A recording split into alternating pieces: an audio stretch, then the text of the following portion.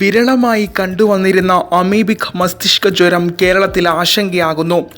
Report ചെയ്ത ശേഷം 7 വർഷത്തിനിടെ 6 പേർക്ക് മാത്രം ബാധിച്ചിരുന്ന രോഗം 2 മാസത്തിനിടെ സംസ്ഥാനത്ത് 3 കുട്ടികൾക്കാണ് സ്ഥിരീകരിച്ചത്. ഇതിൽ 2 പേർ മരിച്ചു. കോഴിക്കോട് ഫാറൂഖ് കോളേജ് സ്വദേശിയായ 12 വയസ്സുകാരൻ സ്വകാര്യ ആശുപത്രിയിൽ വെന്റിലേറ്ററിൽ അതിഗുരുതരാവസ്ഥയിൽ തുടരുന്നു.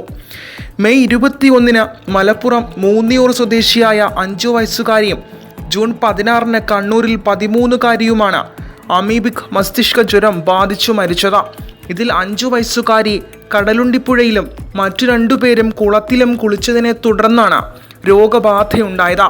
ഒരാൾക്ക് രോഗം വന്ന അതേ കുളത്തിൽ കുളിച്ച എല്ലാവരും ആശങ്കപ്പെടേണ്ട സാഹചര്യമില്ലെന്നും വെള്ളം മൂക്കിൽ കയറുക വഴി അമീബ ശരീരത്തിൽ പ്രവേശിച്ചാൽ മാത്രമേ രോഗബാധയുണ്ടാകൂവെന്ന് കോഴിക്കോട് മെഡിക്കൽ കോളേജിലെ ജനറൽ മെഡിസിൻ വിഭാഗം അസിസ്റ്റന്റ് പ്രൊഫസർ പറയുന്നു.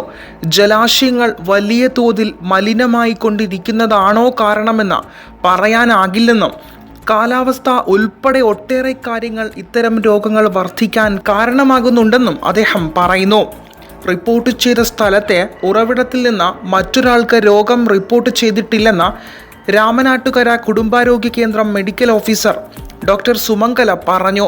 വെള്ളം കുടിച്ചാലും രോഗം പകരില്ല.